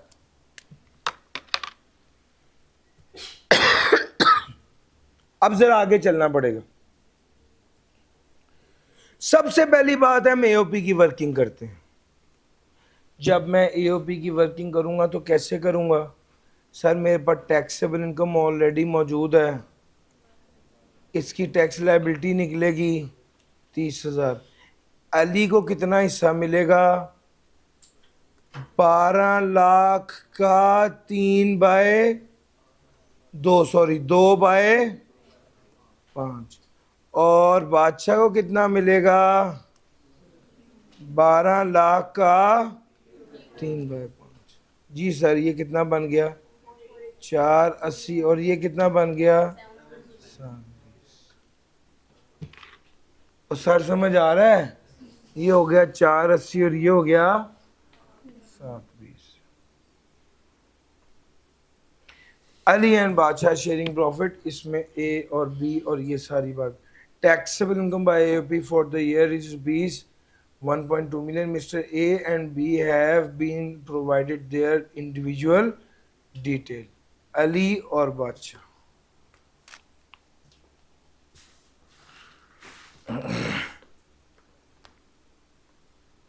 सर जी 5 लाख में से क्या निकालना है? अब अली की इसके अलावा भी इनकम है, कितनी? 5 लाख इनकम है और 20,000 की ज़कात है। अब जब वो कहता है एओपी की टैक्सेबल इनकम और टैक्स लायबिलिटी निकालो, ये निकाल ली, सवाल खत्म। अगर वो कहता है एओपी की भी निकालो और उसके मेंबर्स की भी निकालो, तो उसके मेंबर्स की टैक्सेबल इनकम और टैक्स लायबिलिटी निकालनी पड़ेगी। उसके मेंबर की, अली जो है उसकी टैक्सेबल इनकम कितनी है? सर 4,80,000 ही है ना। अब आगे क्या करना है? सर जी इससे अगला स्टेप होता है एओपी का हिस्सा जो अली को मिलना है वो एग्जेम्प्ट है, उस पर टैक्स नहीं लगना, लेकिन रेट पर्पसेस के लिए इनकम में शामिल होना है। तो शेयर ऑफ एओपी कितना हो गया? 4,80,000। Total income for rate purpose कितना हो गया? 9 lakh. Total income for rate purpose कितना हो गया? सर शेयर ऑफ एओपी निकाला, total income for rate purpose आ गया 9,60,000। Tax liability for rate purpose कितना हो गया? Tax liability for rate purpose कितना हो गया? सर 9,60,000 की तरह लायबिलिटी कैलकुलेट कीजिएगा जल्दी से। टैक्सेबल इनकम आ गया 4,80,000, शेयर ऑफ एओपी आ गया, फिर taxable income for rate purpose आ गया, फिर tax liability for rate purpose आ गया। अब आइए actual tax liability. Actual tax liability A over B into C. Now what is A? Tax liability for rate purpose. What is B? Total income for rate purpose. What is C? Actual tax. यार मेरा point समझ आ रहा है? इस base पर आपने इसको calculate करना है, जरा बताइएगा। सर जी गौर करें, 4,80,000 रुपए की इनकम पे तो टैक्स ही जीरो बनता था। स्लैब रेट के मुताबिक 6 लाख तक पे तो टैक्स ही जीरो है। असल में उस 480 में ये वाला 480 ऐड किया, रिकॉर्ड कर रहे हैं ना, उस 480 में ये वाला 480 ऐड किया, ये टोटल इनकम बना। 9,60,000 रुपए पर जितने परसेंट टैक्स लगना था उतने परसेंट टैक्स मैंने 4,80,000 रुपए पर लगाया, तो ये 27,000 आंसर है। जो मैं ये बात कहता हूं कि टैक्स, जो मैं ये बात कहता हूं कि share of AOP is exempt but is included in taxable income for rate purposes, उसका ये मतलब है जाहिरन इस 480 पर तो टैक्स, इस 480 शेयर ऑफ एओपी है, इस पे तो टैक्स नहीं लगना, ये एग्जेम्प्ट है, लेकिन इसको टैक्सेबल इनकम में शामिल कर लिया और वो जो अमाउंट आई उस पर लायबिलिटी निकाली, और जो रेट इस टैक्सेबल, इस शेयर ऑफ एओपी को शामिल करके जो रेट लगना था वो वाला रेट टैक्सेबल इनकम पे अप्लाई किया। इसको कहते हैं रेट पर्पसेस के लिए ऐड करना। क्या ये बात भी की? यस और नो? जी बहुत शुक्रिया। उसके बाद आ गया बादशाह। बादशाह भी भाईजान बिल्कुल इसी तरह ए ओवर बी इंटू सी, ए ओवर बी इंटू सी करके आपने इंडिविजुअली इसको ज़कात लेस करनी थी। ये 288,000 आ जाना था, इसमें शेयर ऑफ एओपी डालना था, कितना था? 720। ये total income for rate purpose आनी थी, ये tax liability for rate purpose आना था। यहाँ ए ओवर बी इंटू, यार समझ गए हो? जी सर ऐसे होना था।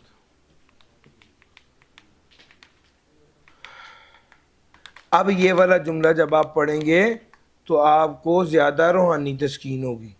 क्योंकि अब आपको ये बात समझ आ रही होगी कि शेयर ऑफ एओपी तो एग्जेम्प्ट होता है, लेकिन रेट पर्पसेस के लिए इनकम में शामिल होता है।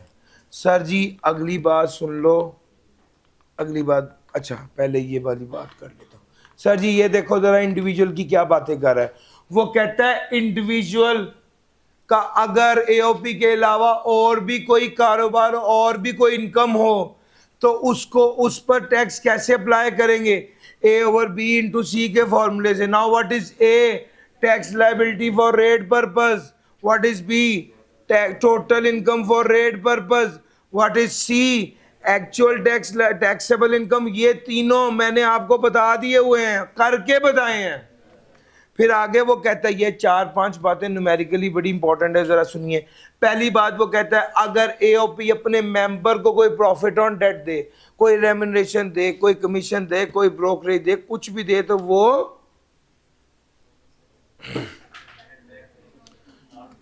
वो कहता है is not allowed as deduction. ये एज डिडक्शन अलाउ नहीं होता। ये वाली बात मैंने परसों कल भी बताई थी ना, कल भी ये बात हुई है। दूसरी बात, हाँ ये अहम बात और नई बात है, वो कहता है एक ऐसी एओपी जिसका टर्नओवर 300 मिलियन से ज्यादा है, अगर उसके मेंबर हैं आप तो आपका शेयर एग्जेम्प्ट नहीं होगा। अगर आपने उसकी ऑडिटेड फाइनेंशियल स्टेटमेंट जमा ना कराई एफपीआर वालों को, या ये बात कहूं कि अगर आप एक ऐसी ईओपी के मेंबर हैं जिसका टर्नओवर 300 मिलियन है तो आपको ऑडिटेड फाइनेंशियल स्टेटमेंट एफपीआर को जमा करानी पड़ेगी। अगर आपने ऑडिटेड फाइनेंशियल स्टेटमेंट एफपीआर को जमा ना कराई तो उसका शेयर ऑफ एओपी आपके लिए एग्जेम्प्ट नहीं होगा बल्कि टैक्सेबल हो जाएगा। और ऑडिट कौन करेगा? आप लोग करेंगे, चार्टर्ड अकाउंटेंट या cost and management accountant. FBR ने क्लेरिफाई किया। अभी आप ये बात भी कह सकते हैं सर आप तो हमेशा ये कहते थे कि आपने तो यही बताया हमें कि एओपी में टैक्सेबल इनकम निकलती है, टैक्स लाइबिलिटी निकालकर टैक्सेबल इनकम में से टैक्स लाइबिलिटी लेस करते हैं, बाकी जो अमाउंट है उसको तकसीम कर देते हैं। लेकिन हाँ अब यहां पर भी देखो सवाल यहां पर यह राइज होता है कि ये 12 लाख की इनकम थी, 30,000 का टैक्स था, तो ए और बी को पैसे कितने मिले होंगे? क्या इस टैक्सेबल इनकम में से लायबिलिटी लेस करने के बाद ए और बी को नहीं मिलना चाहिए था? हमने तो यही पढ़ा ना, लेस करने के बाद देते हैं तभी तो एग्जेम्प्ट है। लेकिन यहां पर तो ऐसे नहीं किया, क्यों? उसने कहा है for the purpose of calculation आपने प्रॉफिट बिफोर टैक्स की फिगर लेनी है। सच्ची मुची में 30,000 लेस करने के बाद ही तकसीम होता है, लेकिन कैलकुलेशन के लिए हमें क्या करना पड़ेगा? प्रॉफिट बिफोर टैक्स की वैल्यू लेनी पड़ेगी। प्रॉफिट बिफोर टैक्स की वैल्यू लेनी पड़ेगी। वो कितना होगा? प्रॉफिट बिफोर टैक्स कितना होगा? FBR has clarified that it is profit before tax of AOP. Profit before tax पूरा 12 लाख है। इसको इस्तेमाल किया जाएगा, इसको तकसीम किया जाएगा रेट पर्पसेस के लिए, इसको तकसीम किया जाएगा रेट पर्पसेस के लिए।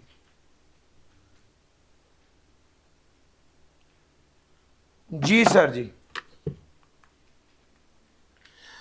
अगर लॉस आ गया एओपी में क्या होगा?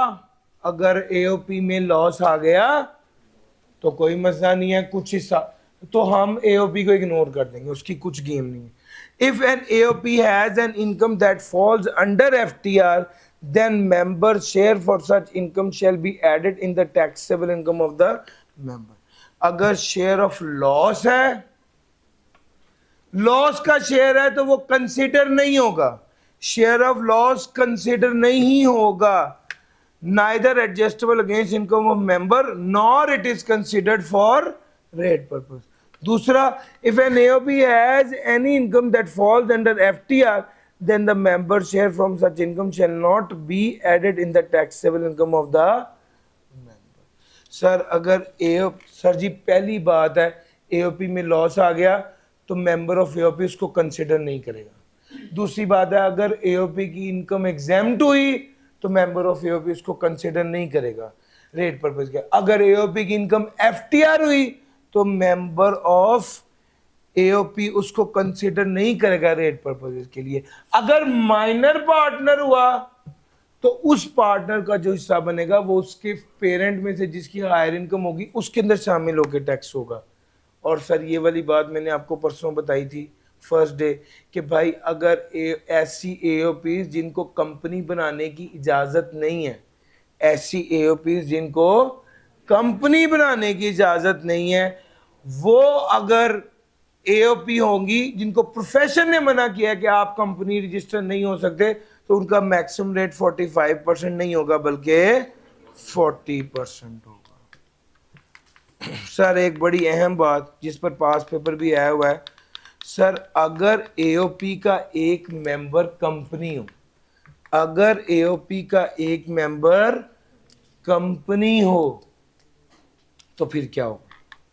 तो इसका जवाब है अगर एओपी का एक मेंबर कंपनी हो, लेट से एक एओपी का एक मेंबर है ए, एक है बी, एक है सी लिमिटेड। ए की होल्डिंग है 25, बी की होल्डिंग है 25, सी की होल्डिंग है 50। क्या करेंगे?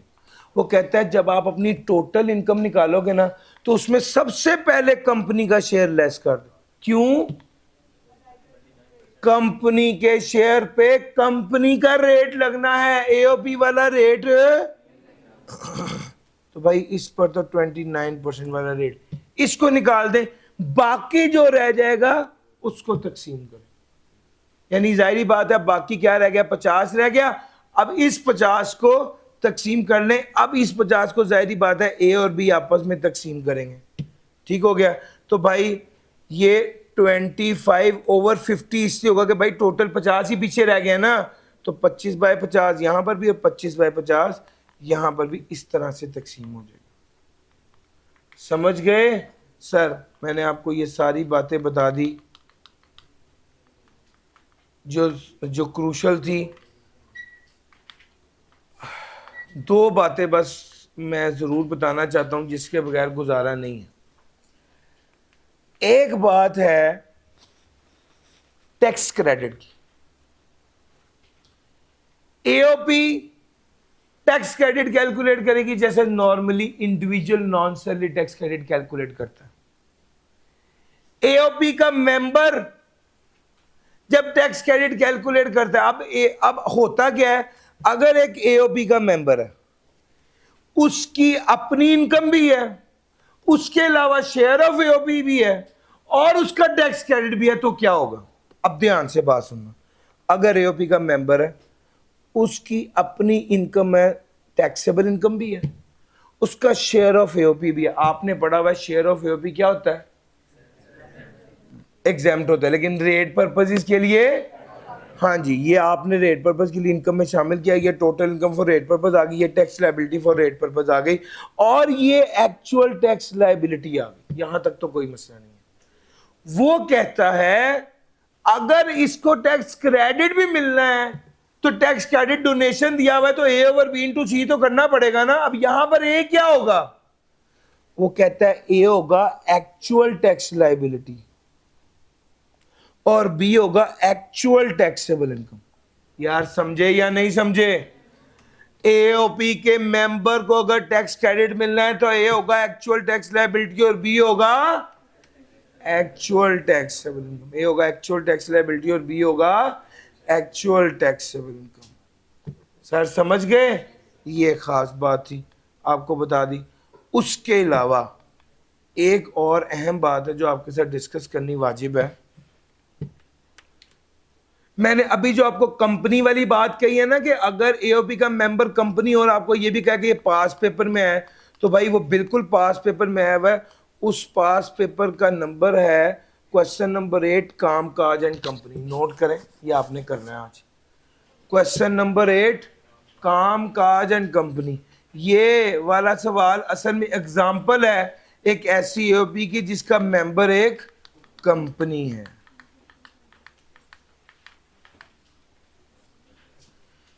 अब अगली बात सुनो। अगली इंपॉर्टेंट बात यह है कि अगर आप टैक्सेबल इनकम असल में जब एओपी का सवाल आता है ना तो वो बिल्कुल बिजनेस का सवाल होता है, उसमें नॉर्मल बिजनेस वाली एडजस्टमेंट होती हैं। 2-3 एडजस्टमेंट एओपी की स्पेसिफिक हैं कि वो पार्टनर को सैलरी दे रहे हैं या कुछ इस तरह की एक आध एडजस्टमेंट, उसके अलावा वो सिंपल बिजनेस का सवाल होता है। लेकिन एक चीज बड़ी इंपॉर्टेंट है, अगर टैक्सेबल इनकम में एडजस्टमेंट रिलेटिंग टू पार्टनर हो, जुमला सुनना, अगर टैक्सेबल इनकम में एडजस्टमेंट रिलेटिंग टू पार्टनर हो तो जो टैक्सेबल इनकम आएगी उसको सिंपली प्रॉफिट शेयरिंग रेशो पे तकसीम नहीं करना बल्कि एक टेबल बनाना। अगर टैक्सेबल इनकम में एडजस्टमेंट रिलेटिंग टू पार्टनर हो तो उसको सिंपली प्रॉफिट शेयरिंग रेशो से मल्टीप्लाई नहीं करना बल्कि उसका टेबल बनाना है। टेबल कैसे बनाएंगे? एक साइड पे लिखेंगे आप पार्टनर्स के नाम और दूसरी साइड पे लिखेंगे वो वाली एडजस्टमेंट जिनका ताल्लुक पार्टनर से है। फॉर एग्जांपल पार्टनर को सैलरी दी है तो आपने वो लिख दिया, दूसरे नंबर पे प्रॉफिट ऑन डेट है आपने वो लिख दिया। वो लिखने के बाद आपने क्या करना होता है, मैं ये दोबारा बनाता हूं ताकि आप इसको पिक कर सकें कि टेबल कैसे बनाना है। एक है गुलाम रसूल, एक है एहसन और एक है टोटल। लेट्स से सैलरी थी एहसन की 4.5 लाख, प्रॉफिट ऑन डेट था कितना 4 लाख, सैलरी थी 4.5 लाख, प्रॉफिट ऑन डेट था 4 लाख। सर जी अगली बात सुनना, यहां पर जो अगली बात है वो सुनना। अगली बात ये है कि जब आप ये कर लें तो यहां पर टोटल इनकम, ये वाली इनकम उठाएं और यहां पर टोटल आ रहा है 4.5 लाख, यहां पर टोटल आ रहा है 4 लाख, यहां पर डैश डाला हुआ और ये क्या कर लें, यहां पर टोटल लिख लें, एक लाइन छोड़कर यहां पर टोटल लिख लें। अच्छा ये जो लाइन आप छोड़ रहे हैं यहां पर बैलेंसिंग फिगर लिखें, ये जो लाइन आप छोड़ रहे हैं यहां पर क्या लिख लें,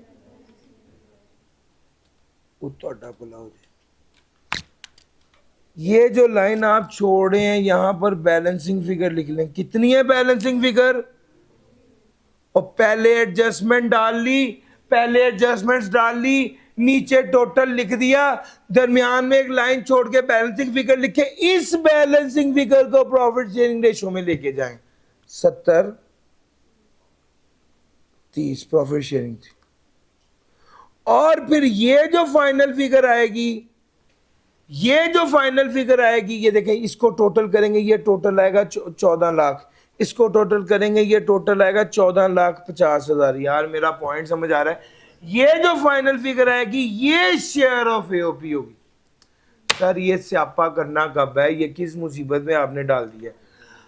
अगर टैक्सेबल इनकम में एडजस्टमेंट रिलेटिंग टू पार्टनर हो, अब इसमें कंपनी शामिल नहीं है, मैं पहले बता, adjustment relating to partner other than company हो, तो उस केस में फिर आपने टैक्सेबल इनकम को सिंपल प्रॉफिट शेयरिंग रेशो से मल्टीप्लाई नहीं करना बल्कि क्या करना है, आपने टेबल बनाना। टेबल बना के जो फाइनल फिगर्स आएंगी, जो टोटल की फिगर आएंगी, उसको आपने तकसीम करना है। सजी पॉइंट समझ आ रहा है? अगर कोई बंदा इस 2850 को 70-30 करता, यह आंसर गलत था। इसका आंसर, इसका टोटल आना था 14 लाख और 14,50,000। सर ये टोटल डिस्कशन थी चैप्टर 12 में, मैंने सारी बातें आपके साथ की हैं।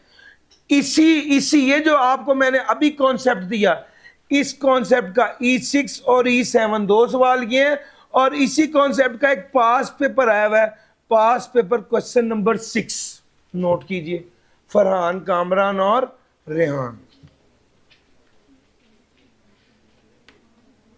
फरहान, कामरान और रेहान, ये वाला सवाल आपने जरूर करने हैं।